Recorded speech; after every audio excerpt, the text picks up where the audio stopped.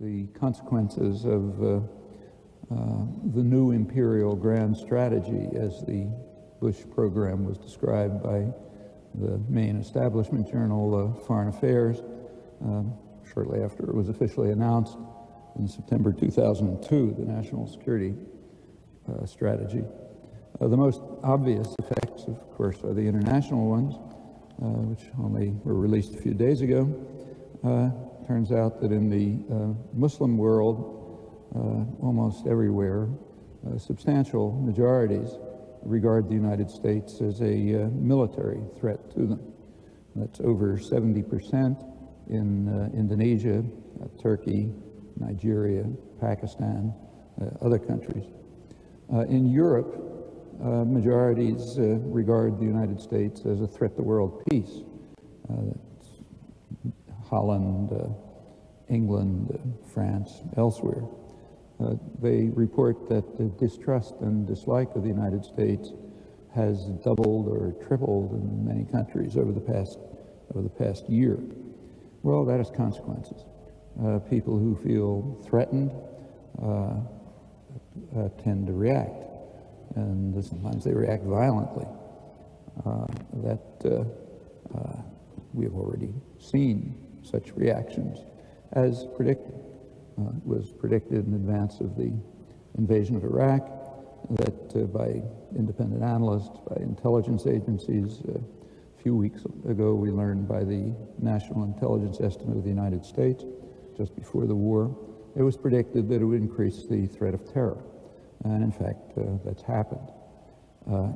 Another aspect of the new Imperial Grand Strategy, which has been less discussed, but is far more serious in its implications and has also had extreme reactions, is the what's called the transformation of the American military, the rapid expansion of offensive, highly destructive military capacity. So a few weeks after the National Security Strategy was announced, the Air Force Space Command announced its plans for the next 4 years, and they intend to move from what they call control of space for military purposes, Clinton's policy in violation of the Outer Space Treaty. They're going to move from control of space to ownership of space, which is consistent with the National Security Strategy. No challenge tolerated anywhere.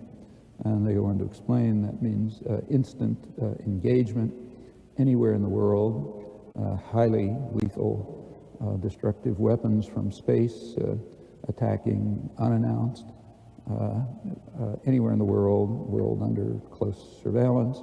If you continue to read these programs, they describe in detail how this capacity can be developed and what it'll mean. Well, maybe it isn't discussed here, but foreign intelligence agencies read it. They can find it on the same websites where I did or where you can. It's not a secret.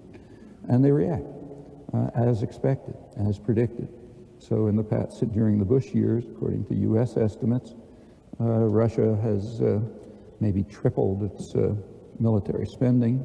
It's displaying new offensive military weapons, nuclear-tipped missiles, more advanced, aimed at the United States. They've adopted the Bush strategy of first strike effectively without pretext. These are on hair-trigger alert, many of them. This means being controlled by automated systems. We know that our systems have many, many errors, which require human intervention to prevent a missile launch.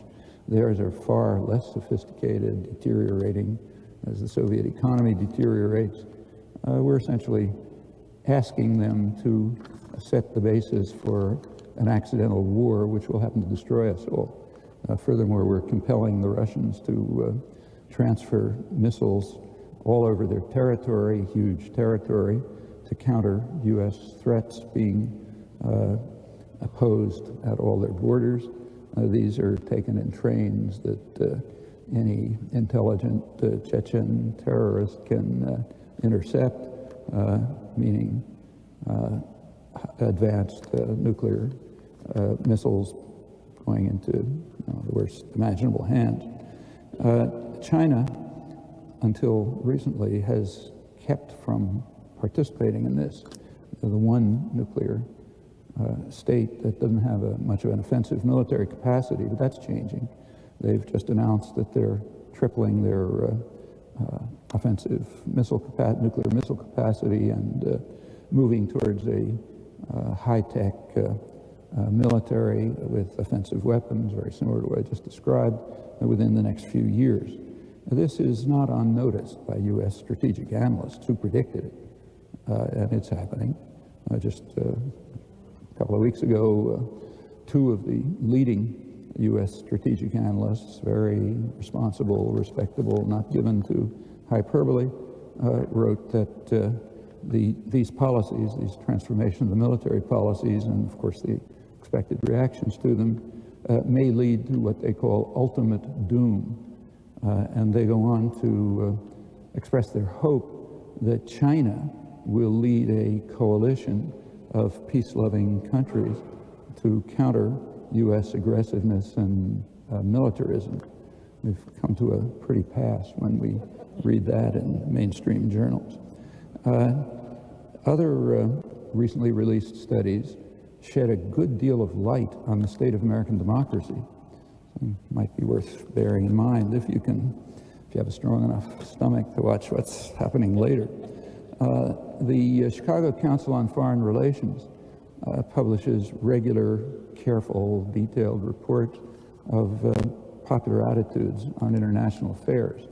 And they always make interesting reading. And the latest one, which just came out, does particularly so. So here's a few examples. Majorities of Americans, often large majorities, believe that the United States should support the Kyoto protocols, the nuclear test ban, and other disarmament treaties. A majority believe that the United States should join the International Criminal Court, even if Americans are threatened with prosecution. They believe that the United Nations, not the United States, should take the lead in international crises, and that the U.S. should accede to majority wishes, even if it opposes the decisions. In fact, rather amazingly, a majority even are in favor of eliminating the veto in the Security Council. The U.S. overwhelmingly is in the lead in vetoing resolutions in the last 40 years. This has applications in Iraq. Other polls have shown that a majority of the population in the United States has about the same stand as the Spanish voters who last March voted for what was called here withdrawing troops from Iraq, but it wasn't withdrawing troops unless they were under UN supervision. For a long time, about 60 or 70% of the American population have felt that the UN, not the U.S., should take the lead in Iraq in security matters, economic reconstruction, political changes, and so on. Large majority believe that the United States should join the World Court, the International Court of Justice. The Reagan administration, pretty much the people in office now, withdrew World Court jurisdiction when it was about to condemn the United States, as it did, for what amounts to international terrorism in its attack against Nicaragua. A majority believe that a large plurality in this case, believe that the U.S. should rely on diplomatic and economic rather than military means in combating terror. And quite strikingly, a large majority oppose preventive war. That's the U.S. official doctrine held by both candidates in gross violation of international law and the Nuremberg Charter. A large majority think that the United States should keep within the UN Charter limits. That about 25% say the U.S. any state should resort to force only if attacked. It's a narrow interpretation of the Charter. And over half say, accept a slightly broader interpretation of the Charter, accepting the legitimacy of preemptive war, which means use of force when you are an attack is imminent, so like a plane's flying across the Atlantic to bomb New York or something like that. So around 75% totally oppose official policy of both parties on a very crucial issue.